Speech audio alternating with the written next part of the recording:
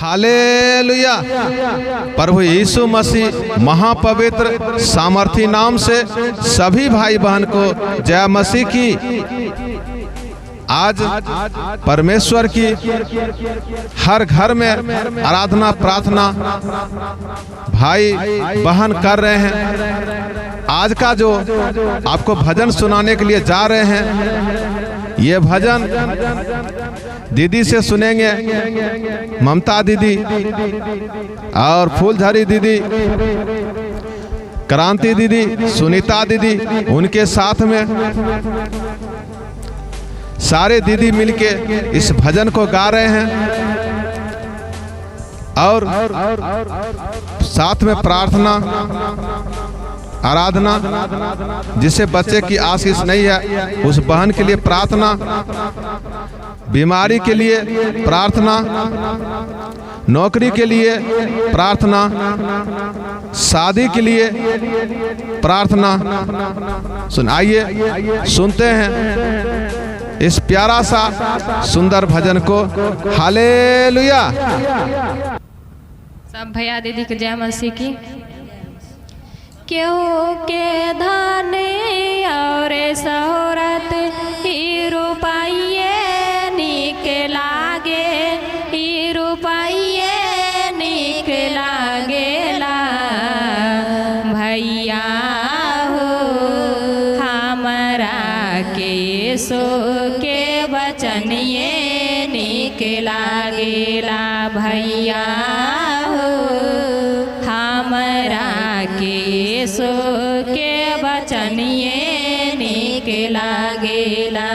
केहू के धन और शोहरत ही रुपये निक लागे, ही रुपये निक लागेला भैया हो हमरा के सो के बचनिए निक लागेला भैया हो हमरा के सो के बचनिए निक लागेला।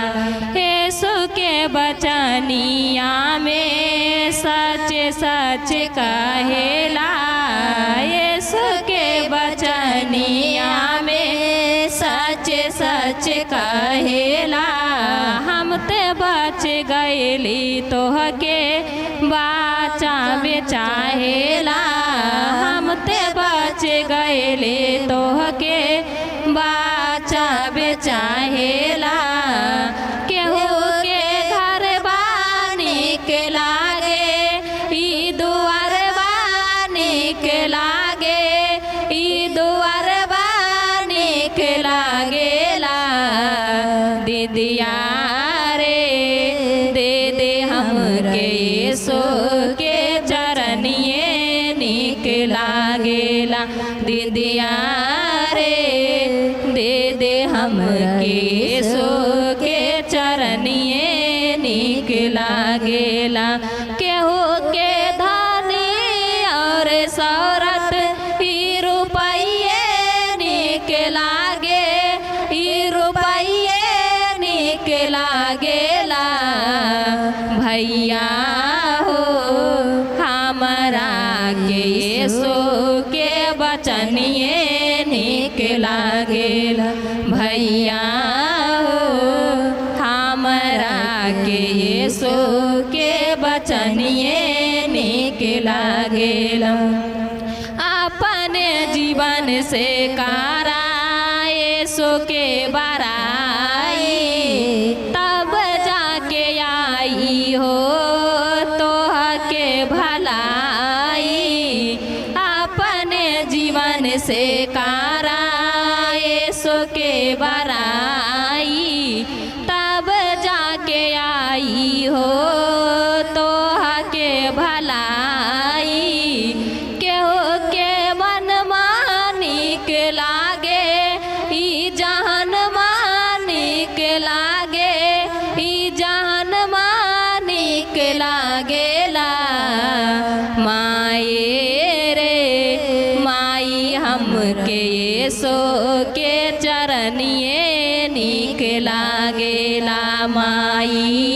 रे माई हमके यीशु के चरनिए नीक लागेला। केहू के धन और सौरत ही रुपये नीक लागे, ही रुपये नीक लागेला। भैया हो हमरा के यीशु के बचनिए नीक लागेला। भैया हो हमरा के यीशु के बचनिए नीक लागेला। सबको छोड़ देले बानी यीशु जी के प्यार में, कुछ नहीं राखल बा यह संसार में। सबको छोड़ देले बानी यीशु जी के प्यार में, कुछ नहीं राखल बा यह संसार में। केहू के कपड़ा नीक लागे, ई चेहरबा नीक लागे, ई चेहरबा नीक लागेला।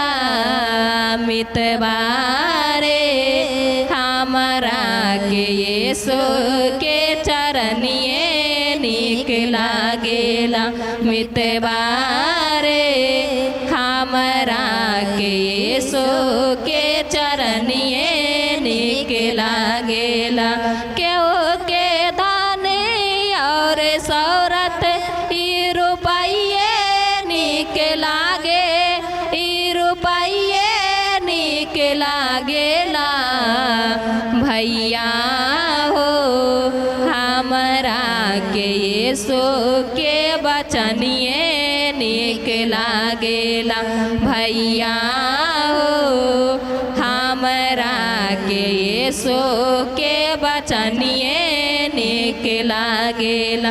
दे दिया रे दे दे हमके यीशु के चरनिए नीक लागेला।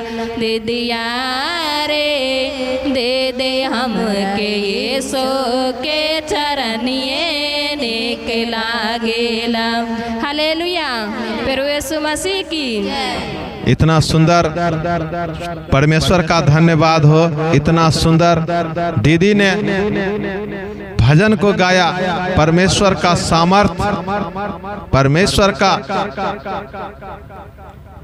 पवित्र आत्मा ऐसे बहन के ऊपर में उतरने पाए जो आज भी बच्चे का आशीष से वो दूर हैं, आज भी बीमारी से वो दूर हैं। जो बार बार बच्चे कंपटीशन की तैयारी कर रहे हैं, जो बच्चे आज भी नौकरी की आशीष से दूर हैं। प्यारे भाई बहन,